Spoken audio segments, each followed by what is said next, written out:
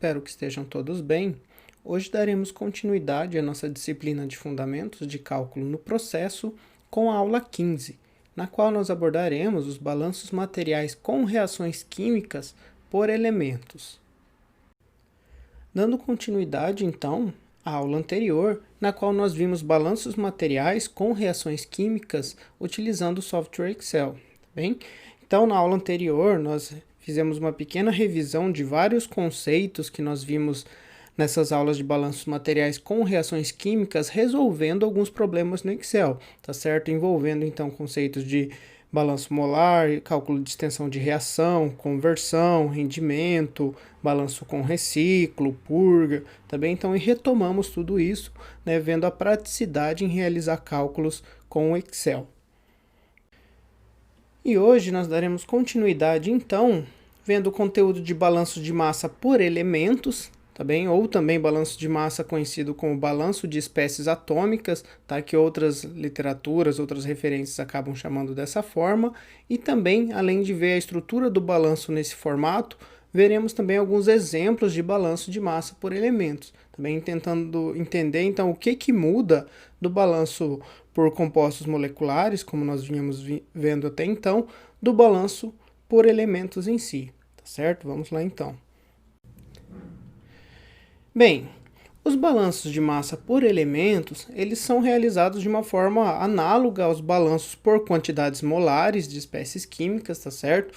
Porém, considerando os compostos químicos como elementos dissociados de sua estrutura molecular, tá certo? Então, ao invés de fazer um balanço de massa, por exemplo, considerando a água como um composto no meio, nós fazemos então a decomposição da água, né, de acordo com os átomos que formam a sua estrutura molecular hidrogênio e oxigênio, em quantidades de espécies atômicas ou em quantidades elementares. Por exemplo, aqui a água se dissociando em 2 átomos de hidrogênio e 1 de oxigênio, tá certo? E aí usamos como referência no balanço o hidrogênio e o oxigênio ao invés de utilizar a água.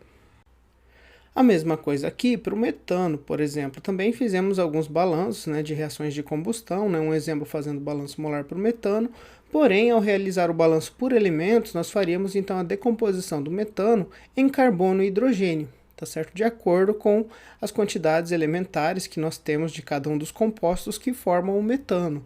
No caso aqui, 1 carbono mais 4 hidrogênio. E também, por exemplo, aqui o metanol, né? Temos então 3 elementos que compõem o metanol, carbono, hidrogênio e oxigênio, e fazemos então a dissociação de acordo com os compostos elementares que formam o metanol, no caso, 1 carbono, 4 hidrogênio e 1 oxigênio. Bem, para entender um pouquinho, né, mais essa decomposição e ver como nós escrevemos isso na forma de um balanço material, então vamos considerar a decomposição da amônia, tá certo? Na qual, em fase gasosa, ela pode ocorrer de acordo com essa reação aqui, né? Duas amônias, então 2 moléculas de amônio se decompondo em uma de nitrogênio e 3 de hidrogênio, tá certo? A reação inversa da reação de produção de amônia que nós vimos em exemplos das aulas anteriores. A figura abaixo apresenta, por exemplo, alguns dados, né, da decomposição parcial da amônia, né, do NH3. Então, temos aqui a amônia entrando em uma corrente de alimentação em um reator para ocorrer a decomposição, tá certo? Com 100% de amônia nessa corrente F, e na saída a corrente P contendo amônia que não se decompôs e nitrogênio e hidrogênios formados então a partir da decomposição. Também, e com essa composição molar da corrente em P, 17% nitrogênio, 50% hidrogênio e 33% amônia. Bem, escreva as equações dos balanços de massa para os elementos hidrogênio e nitrogênio nesse caso. Também vamos ver como vai ficar. O balanço por compostos, né, nós já vimos, no balanço molar ficaria a quantidade que sai é igual ao que entra, mais o que é gerado ou consumido. Também já por elementos, isso vai ficar um pouquinho diferente, como a gente vai ver agora a seguir. Bem, de acordo com o balanço material por elementos, né, primeiro, para o hidrogênio, nós teríamos aqui o seguinte balanço. Né, a quantidade de hidrogênio que entra tem que ser igual à quantidade que sai. independente se ele está reagindo, se ele faz parte de quem está na reação, se ele é um inerte, tá certo? De acordo com, né, a conservação da massa, o que entra tem que ser igual ao que sai em massa sempre, em quantidades elementares também. Então, para o hidrogênio, a quantidade de hidrogênio que entra vai ser equivalente à quantidade de hidrogênio do NH3 em F, ou seja, porque só tem hidrogênio no composto NH3, já que só tem ele na corrente F. Então, a quantidade de hidrogênio que entra tem que ser igual à que sai. E quem é a quantidade de hidrogênio que sai? Vai ser a quantidade de hidrogênio do H2 em P, né, a quantidade de hidrogênio presente no gás hidrogênio que foi gerado a partir da dissociação da amônia, mais a quantidade de hidrogênio que permanece na amônia, que não se dissociou, na corrente em P, tá certo? Então, somando os elementos de hidrogênio, tanto no gás H2 quanto no NH3, eles têm que ser iguais, então, essa soma, à quantidade que entrou. Legal? E a mesma coisa vale para o balanço material para o nitrogênio, tá bem? Ou seja, o nitrogênio, né, da amônia em F, do NH3, porque só tem NH3 em F, tem que ser igual ao nitrogênio que sai, e o nitrogênio que sai, ele sai tanto no gás nitrogênio, N2, na corrente P, quanto na amônia que não se decompôs, né, na quantidade de nitrogênio equivalente, então, aqui no NH3, que também sai em P. Tá certo? Então, somando a quantidade de nitrogênio nos dois compostos da saída, isso tem que ser igual à quantidade de nitrogênio da entrada. Tá bem? Então, esse é o conceito, né, da formulação do balanço. Agora, vamos ver matematicamente como nós representaríamos isso. Bem, para o hidrogênio, tá certo? Nós poderíamos quantificar em termos, né, molares a quantidade de hidrogênio que entra como sendo, né, 3 vezes a vazão da corrente F, já que ela é composta apenas de amônia.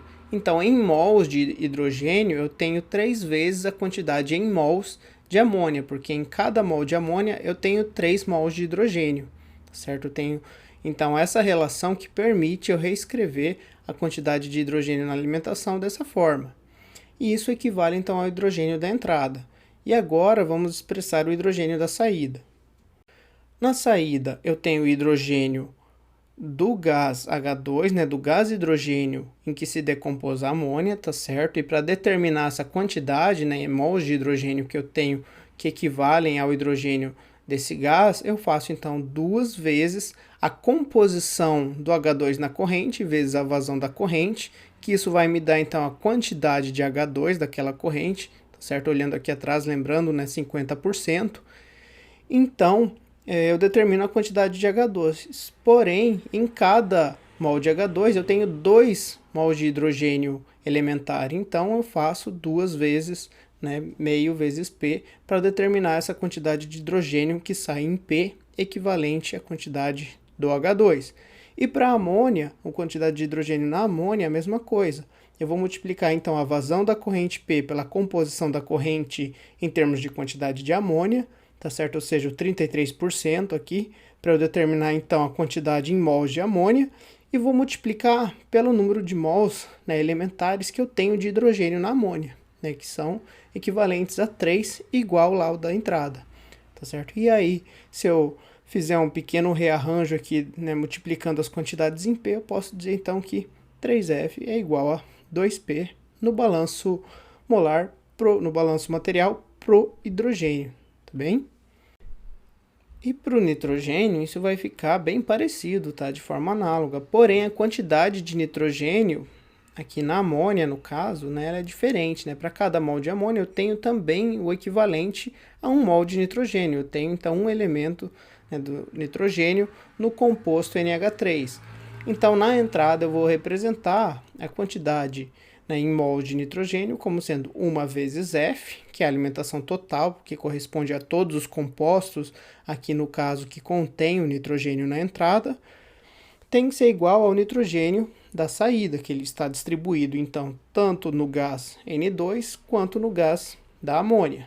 E no N2, a composição de N2 em P, né, então equivale aqui aos 17%, eu vou multiplicar por P para determinar a quantidade de nitrogênio, e assim eu vou multiplicar por 2, porque em cada quantidade molar do gás N2 eu tenho 2 elementos do nitrogênio, tá bem? Então, assim eu quantifico o nitrogênio total correspondente ao gás N2 na corrente P. E para o nitrogênio da amônia na corrente P, eu vou fazer a mesma coisa, porém o que muda aqui é que a composição da amônia não equivale a 100% na saída, né? Corresponde aqui a 33%. Então eu multiplico a composição pela vazão para ter a quantidade de amônia, vezes a quantidade de nitrogênio, que é 1, por isso eu nem coloquei aqui, e isso resulta então no balanço por elementos para o nitrogênio em 1F igual a 0,67P, tá certo? E eu poderia fazer isso, né, para a quantidade de espécies, de elementos que eu tivesse envolvidos em todas as reações em relação a todos os compostos que entram e que saem de uma reação, de um reator, por exemplo, tá bem? Certo, e por que que isso difere então dos balanços que nós vínhamos trabalhando até então por quantidades moleculares? Bem, para esse caso, onde nós podemos optar por realizar um balanço por elementos, né, uma vantagem é que ele não exige a utilização dos termos de geração e reação. Tá bem? Logo, o sistema pode ser abordado como um sistema sem reação química em relação aos elementos. Tá certo? Ou seja, a quantidade de elementos que entra tem que ser sempre igual à quantidade de elementos que sai, independente, né, se ele está reagindo, se ele é inerte, se ele reage em uma reação, é produzido em outra. Também sempre ele está passando de um lado para o outro, porém ele permanece no sistema reacional que vai sair, que vai deixar o reator. Então, digamos, essa é uma vantagem de se trabalhar com esse tipo de balanço.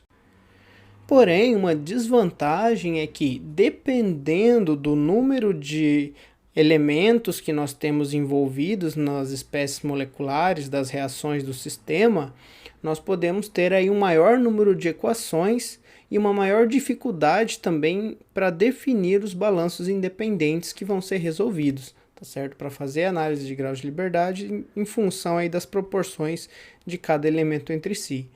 Então, é necessário ponderar e ver se nós temos informações ou não suficientes para realizar esse tipo de balanço também. Em alguns casos, né, isso pode facilitar ou pode vir também a complicar, dependendo de cada tipo de problema que nós queremos resolver e das informações que nós temos à disposição. E em relação à aplicabilidade desse tipo de balanço, normalmente ele é utilizado em processos nos quais as análises que são aplicadas para quantificar as correntes de produtos apresentam os resultados de forma elementar. Então, mais adiante no curso vocês verão as análises instrumentais para caracterização de materiais, e essas análises muitas vezes retornam, né, a composição em termos elementares. Por exemplo, o sódio em quantidade de Na+, também por exemplo, o nitrogênio em quantidade de nitrogênio elementar, o carbono elementar, e a partir daí nós precisamos utilizar as correlações estequiométricas e usar os balanços por elemento para determinar então a quantidade, né, em compostos moleculares produzidos, também fazendo as conversões associadas em função do quanto de cada íon, de quanto cada elemento, né, compõe os produtos que nós sabemos que são gerados na reação. Bem, para praticar, né, um pouquinho esse tipo de balanço, para a gente ver como isso funciona, né, de acordo com os problemas de balanços de massa, vamos resolver aqui o primeiro exemplo da aula, um balanço por elementos, né, do capítulo 5 do Himmelblau, onde nós faremos então o balanço de acordo com as espécies, com os elementos envolvidos nos compostos desse problema. Bom, primeiro vamos ler e interpretar o problema. A barita, composta integralmente por BaSt4, ou seja, sulfato de bário, é fundida, reação em estado sólido, em um cadinho com coque, né, que é composto por 94% de carbono e 6% de cinzas, e as cinzas não reagem, ou seja, não participam da reação, são inertes nesse problema. A massa final, de 193,7 gramas de material fundido, é removida do cadinho e analisada apresentando a seguinte composição. Então, temos aqui a composição final após a calcinação do sulfato de bário com coque, tá certo? Com carbono e uma quantidade de cinzas. Então, ao analisar a composição final do que restou após a calcinação, essa queima ocorrer, então percebemos a composição aqui de 11,1% sulfato de bário, 72,8% BAS, 3,9% carbono e 2,2% cinzas, tá certo? Fechando aqui um total de 100% na composição do que sobra após a calcinação.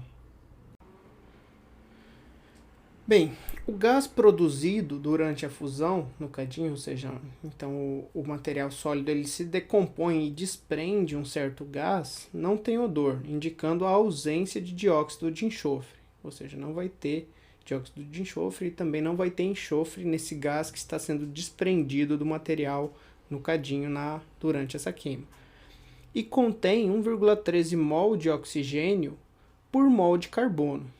Bem, então é uma razão aí, oxigênio e carbono, só tem carbono e oxigênio nesses gases, tá certo? Sendo ou monóxido de carbono ou dióxido de carbono, provavelmente, CO e CO2.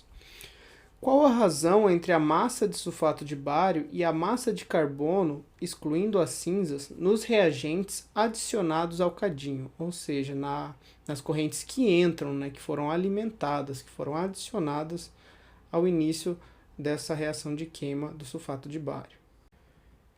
E aqui temos, né, o fluxograma, um diagrama do processo com as informações apresentadas, tá certo? Então mostra aqui que nós temos um processo, né, que ocorreu então aqui uma reação com a alimentação de sulfato de bário, né, a barita aqui na entrada, uma certa quantidade de coques, carbono e cinzas, tá certo? Então, adicionou-se calor, né, colocou-se esse cadinho dentro de uma estufa, dentro de uma mufla, algo assim, e a reação ocorreu. Desprendeu gases, né, com composição contendo carbono e oxigênio e nada de enxofre. E o que sobrou são aquelas 193,7 gramas que tem aquela composição que foi apresentada. Então, a gente vai analisar o processo considerando essa alimentação no estado anterior e o que foi gerado, né, o que foi produzido como gases e como material que foi retirado no estado posterior. Então, apesar do processo ser em batelada, nós não estamos analisando essa variação com o tempo, tá certo? Então, não tem o termo do acúmulo no balanço, nós estamos realizando o balanço em relação ao que entrou inicialmente e ao que saiu, e sabendo que tudo que entrou é igual ao que saiu. Certo? Então vai ser o balanço do estado estacionário. E aqui as massas molares dos compostos envolvidos no problema para que a gente possa fazer as conversões e possa determinar as razões elementares entre cada composto, né, e os respectivos elementos aqui para fazer essa conversão e conseguir realizar o balanço com o tipo de balanço sendo o balanço molar, o balanço com reação química por elementos, tá bem? E vamos ver a seguir como a gente faz isso. Bem, como base de cálculo, nós vamos adotar a massa de 100 gramas de produto, né, de P na corrente P, como base de cálculo, porque nós conhecemos a composição e o problema não pede as vazões de saída. O que o problema pede é a razão entre o sulfato de bário e a massa de carbono adicionado ao cadinho no início do processo. Também essa razão não depende do quanto foi produzido, certo? Nós poderíamos adotar, sim, essa base de cálculo de saída 193,7, porém é mais fácil adotar 100 gramas em função aqui da composição, já para saber o quanto em massa nós temos ao final do processo, do que adotar o 193,7. Porém, se vocês quiserem fazer, daria certo também, tá certo? E seria possível realizar o balanço com essa base de cálculo. Mas para facilitar, como nós não queremos uma quantidade mássica ou molar na saída, nós queremos uma razão, independente da base adotada, nós temos que chegar no mesmo resultado. E a partir disso, alguns cálculos preliminares da composição da corrente P são úteis na resolução, né, desse exemplo, desse problema. Por exemplo, em função da composição, adotando a base de cálculo sendo 100 gramas, né, em P, nós temos aqui a composição, né, em quantidades em compostos, né, em quantidades moleculares, do que temos na saída de BaSO4, BaS, carbono e cinzas. Então, como a composição é mássica, nossa base de cálculo é mássica, nós temos essas quantidades em massa. Para fazer o balanço por elementos, nós temos que converter as quantidades aqui nessa corrente de quantidades moleculares para quantidades elementares, tá tá certo? Ou seja, eu vou ter que converter isso aqui em massa para quantidades em massa dos elementos que fazem parte dessa corrente: bário, enxofre, oxigênio e carbono. Em cinzas eu vou manter como cinzas porque não vai entrar no balanço, é uma quantidade inerte. E eu já tenho a quantidade em massa dela. Aqui no início eu vou considerar como uma quantidade em massa, independente do balanço ser molecular ou elementar para esse composto. Bom, para fazer isso, nós vamos determinar primeiro a quantidade de bário no sulfato de bário, a quantidade de enxofre no sulfato de bário e a quantidade de oxigênio no sulfato de bário. Também nós temos aqui a massa molar, tá, do composto. Com isso, nós determinamos o número de mols, tá certo, desse composto na corrente de saída, né, no equivalente aos 100 gramas, e determinamos as quantidades molares de cada um dos compostos, tá certo, exceto das cinzas, que é inerte. A quantidade no final vai ser igual à quantidade, né, ao final da conversão vai ser igual ao final à quantidade que nós temos aqui no início na composição em massa. E dessa maneira, né, como eu tenho 0,0477 mols de sulfato de bário, pela estequiometria, né, pela composição do sulfato de bário, eu tenho a mesma quantidade em mols de bário, tá? Porque é 1 para 1, tá certo? Eu tenho um bário em um sulfato de bário. O enxofre é a mesma coisa, eu tenho um enxofre em 1 mol de sulfato de bário, né? 1 mol de enxofre em 1 mol de sulfato de bário. Então, a quantidade é 1 para 1, eu também tenho 0,0477 mols de enxofre no sulfato de bário. Porém, o oxigênio, eu tenho 4, né, mols de oxigênio por mol de sulfato de bário. Então, vou multiplicar por 4 e vou obter, né, oriundo aqui do sulfato de bário, uma quantidade de oxigênio no produto de 0,19 mols, tá certo? Bem, e vou fazer a mesma coisa aqui, né, para o BAS e para o carbono, mas como é tudo 1 para 1, basta então eu converter de massa para mol, utilizando a massa molar, e daí eu vou ter, estequiometricamente aqui, 1 mol de bário e 1 mol de enxofre relacionados ao BAS, e aqui 1,16 mols de carbono relacionados aos 1,16, que é a conversão das 3,9 gramas com a massa molar para mol, tá certo? E assim eu vou ter, então, a quantidade, né, em mols da corrente P de cada um dos compostos, tá bem? E o enxofre total vai ser o enxofre oriundo tanto do sulfato de bário quanto do BAS. A quantidade de bário vai ser a quantidade oriunda do sulfato de bário mais a quantidade do BAS. E assim, aqui eu vou determinar a quantidade de elemento, né, de cada um dos elementos que eu tenho na corrente P, tá certo?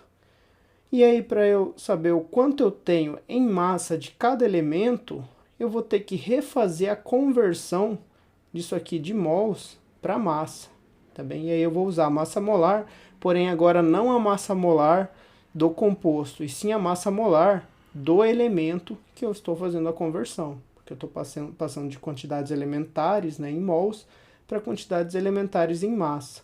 Então eu faço essa conversão de massa para mol, de mol para massa, utilizando a massa molar do bário. Faço essa conversão de mol para massa, utilizando a massa molar do enxofre. Faço essa conversão de mol para massa, utilizando a massa molar do oxigênio. E faço a conversão de mol para massa do carbono, utilizando a massa molar do carbono. E as cinzas eu não preciso, porque eu continuo tendo 2,2 gramas de cinza ao final da conversão. Então, eu preciso converter a composição da forma elementar, da forma molecular, para a forma elementar, tá certo? Em seguida, eu vou fazer o balanço de massa por elementos, tá? E o balanço de massa, né, por espécies atômicas, para descobrir o quanto foi alimentado, tá bem? E para isso, então, eu vou fazer o que entra é igual ao que sai, tá certo? Para todos os elementos do sistema. Para cinzas, né, ela é inerte, né, não preciso, né, saber, então, o quanto está relacionado à reação. Então, o quanto entrou é igual ao quanto sobrou no final. Né? A cinza entrou junto com o coque e permaneceu ali até a retirada dela do sistema. Já o bário, né, para a gente determinar a quantidade de bário que entrou, eu preciso então fazer, né, uma conversão em função do bário que eu tenho na saída, que nós determinamos ali atrás, né, na tabela, a partir do quanto entrou de sulfato de bário, tá certo? E se eu fizer essa conversão, né, para determinar o quanto de bário eu teria nessa alimentação de sulfato de bário, eu precisaria então fazer as conversões inicialmente para massa de bário, depois para mols de bário e depois aqui para, na verdade, aqui para mols de sulfato de bário, depois para mols de bário e por fim para massa de bário na alimentação. Então, utilizando as equivalências, né, estequiométricas e as conversões com as massas molares, eu consigo então cancelar alguns termos, né, incomuns aqui e determinar a quantidade da massa de sulfato de bário na alimentação, certo? Simplesmente utilizando aqui os cálculos e isolando, eu vou ter como resultado, que vai passar multiplicando para o outro lado, uma quantidade em massa de sulfato de bário. E, portanto, na entrada, nós tivemos 111,7 gramas de sulfato de bário.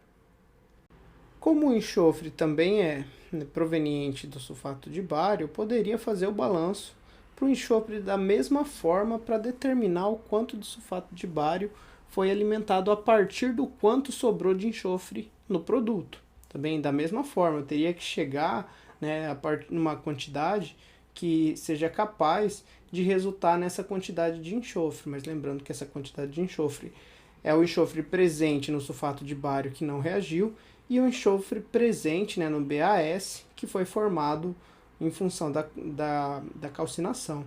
Também eu já tenho aqui a soma dos dois pela conversão que nós fizemos lá atrás. Então, a partir disso, eu posso fazer o cálculo inverso ou fazer da mesma forma como eu fiz aqui. Pegar a quantidade da massa na entrada, fazer a conversão para mol, depois para mol de enxofre e depois para massa de enxofre. Tá bem? Então, cancelando aqui as nossas unidades, a gente vai obter uma massa de sulfato de bário e vocês vão ver que é o mesmo valor que eu teria obtido, né, a partir lá do bário. Então, realmente eu tenho na entrada 111,7 gramas de sulfato de bário. Bem, isso tem que ser o mesmo porque o único composto que pode ter dado origem ao enxofre e ao bário presente na corrente de produtos no final seria o sulfato de bário. Eles não são provenientes de nenhum outro composto no início do processo. Então, esse balanço só serviu, né, para confirmar a quantidade que nós temos na alimentação de sulfato de bário, mas nós queremos a razão entre essa quantidade e a quantidade de carbono na alimentação, que nós não temos ainda. Bom, vou fazer o balanço agora por elementos para o oxigênio. O oxigênio na entrada tem que ser igual ao oxigênio na saída. Porém, na saída, o oxigênio está presente tanto no sulfato de bário que não reagiu, né, e que permaneceu na forma de sulfato de bário, quanto o oxigênio que se desprendeu na forma de gás, tá certo? E aí, para eu saber o quanto eu tinha de oxigênio na entrada, basta eu converter a massa do sulfato de bário, que é a fonte de oxigênio na entrada, para a quantidade de oxigênio. E para isso eu converto, né, a massa para mol de sulfato de bário, depois para mol de oxigênio e depois para grama de oxigênio, tá bem? E como a gente sabe, já a alimentação, a massa de sulfato de bário, que a gente obteve ali no balanço para o bário e no balanço para o enxofre, então substituindo aqui e resolvendo para a quantidade de massa de oxigênio que se desprendeu no gás do sistema, nós vamos ter então uma massa de 27,56 gramas de oxigênio que se desprendeu do sistema. 3,06 que sobrou, né, na alimentação à entrada, basta a gente resolver aqui a equação, a expressão do lado esquerdo. Agora, para determinar a quantidade de carbono na entrada, a gente vai usar a informação que o problema forneceu. Ele forneceu então que a razão molar no gás que se desprende, né, razão oxigênio-carbono, é de 1,13, tá certo? E com isso nós conseguimos então determinar a quantidade de carbono que também se desprendeu no gás, tá certo? Então, nós sabemos a quantidade do oxigênio naquela corrente que se desprendeu, mas nós sabemos em massa, tá certo? Nós precisamos passar para mol, porque essa é uma razão molar, tá certo? O Himmelblau fala no problema que é uma razão molar, porém, na hora de fazer a resolução, ele faz como se fosse massa, então ele acabou, né, fazendo a resolução errada no final. Então, a gente vai considerar a informação do problema como uma razão molar, fazer a conversão da massa de oxigênio para a quantidade em mols de oxigênio, para depois, então, determinar a quantidade de mols de carbono nessa corrente que se desprendeu. E nós temos aqui, então, realizando os cálculos, 1,52 mols de carbono.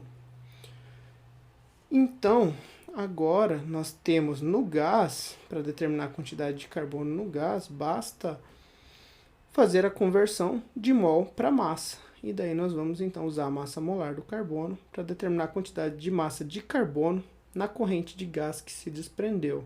E nós teremos aqui então 18,24 gramas de carbono desprendido na forma gasosa.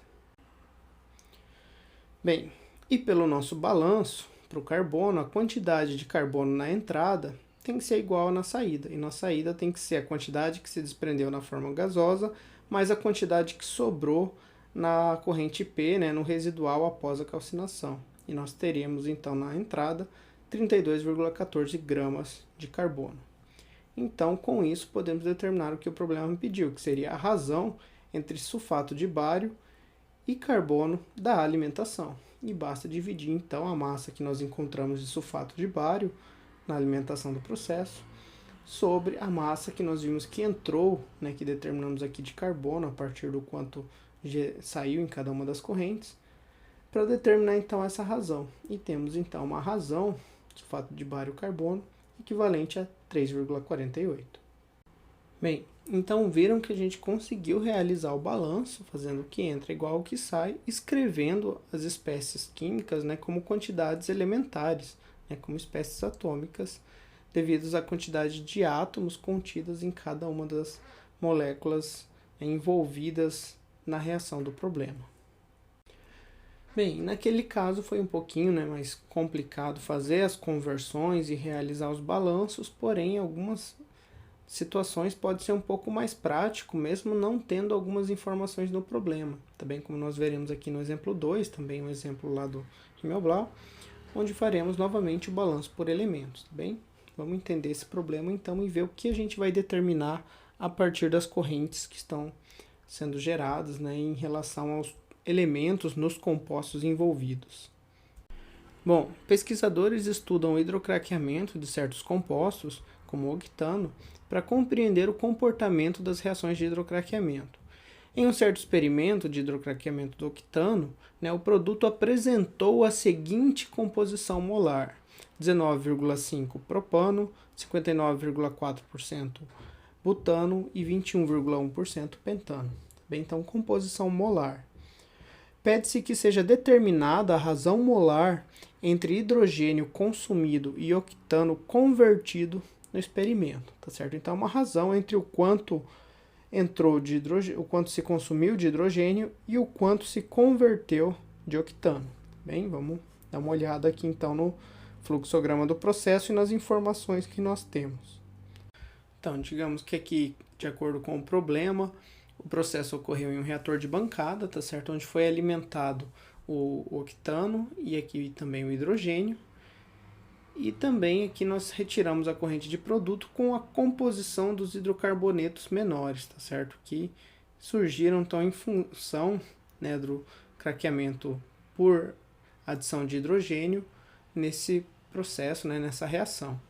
Então nós queremos determinar a razão entre o hidrogênio consumido, ou seja, o hidrogênio na corrente G, e o octano alimentado, a quantidade de octano na corrente F, tá certo? Ou seja, a razão G sobre F. Vejam que nesse caso, se nós formos realizar um balanço de massa por elementos, quais elementos nós temos envolvidos no nosso problema? Carbono e hidrogênio. Então basta realizar um balanço por elementos para cada um deles. Temos a composição da corrente P, o que indica que é necessário adotar uma base de cálculo para a corrente P de produto, tá certo? Ou seja, vou adotar aqui uma base de cálculo de 100 mols por hora em P.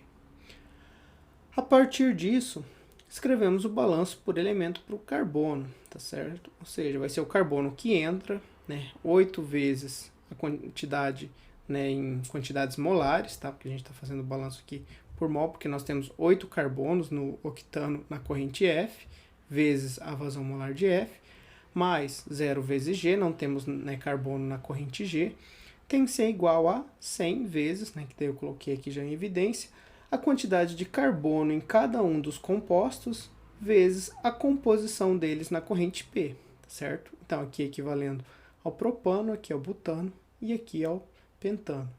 Então aqui eu determino a quantidade de propano, né, multiplicando por 100, e depois faço vezes 3, que é a quantidade de carbono nesse composto. E a mesma coisa para o butano e para o propano, porém, né, vezes 4 para o butano e vezes 5 para o propano, para o pentano. E a mesma coisa faremos para o balanço, né, por elemento para o hidrogênio. Porém, o hidrogênio está presente tanto na corrente F, né, na molécula do octano, quanto na corrente G, né, no gás H2, né, no gás hidrogênio que está sendo alimentado. Então, 18 né, átomos ou mols de hidrogênio na corrente F, né, vezes a corrente F, 2 vezes na corrente G, porque temos 2 hidrogênios no H2, igual a quantidade de hidrogênio que resta em cada uma das espécies na saída. Ou seja, aqui no propano, 8 vezes a composição do propano vezes a vazão da corrente, 10 vezes, né, porque temos 10, então, mols de hidrogênio por mol de butano, vezes a composição do butano vezes a vazão da corrente P, e 12 vezes a composição do pentano vezes a vazão de P, para determinar a quantidade de hidrogênio proveniente do pentano que foi gerado. Temos então duas equações, duas incógnitas, né? Então F e G. Temos condição de resolver o problema de forma simples, temos aí 0 graus de liberdade. Vamos determinar então, por exemplo, resolvendo aqui para F, substituindo F na segunda equação e determinando G. Com isso, chegamos, né, à solução do sistema com F, né, equivalendo a 50,2 mols por hora e G 49,8 mols por hora. Bom, o que nós queremos saber é a razão hidrogênio consumido, octano reagido. Basta então substituir, né, os valores aqui G sobre F e temos uma razão da alimentação entre as alimentações, né, de 0,992, ou seja, quase uma razão, né, equimolar em quantidade de mols alimentados de cada uma das correntes.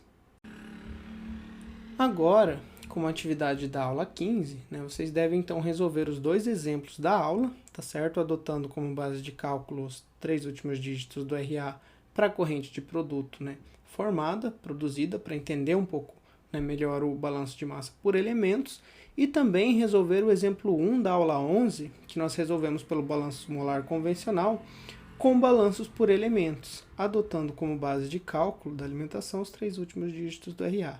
Bem, então vocês já fizeram esse problema, vão refazer e ver que é possível também refazer um problema de balanço de massa com reação, utilizando o balanço por elementos que nós vimos na aula de hoje. Bem, aqui as principais referências da aula, também principalmente os exemplos do livro do Himmelblau, e obrigado pela atenção de vocês. Até a próxima aula.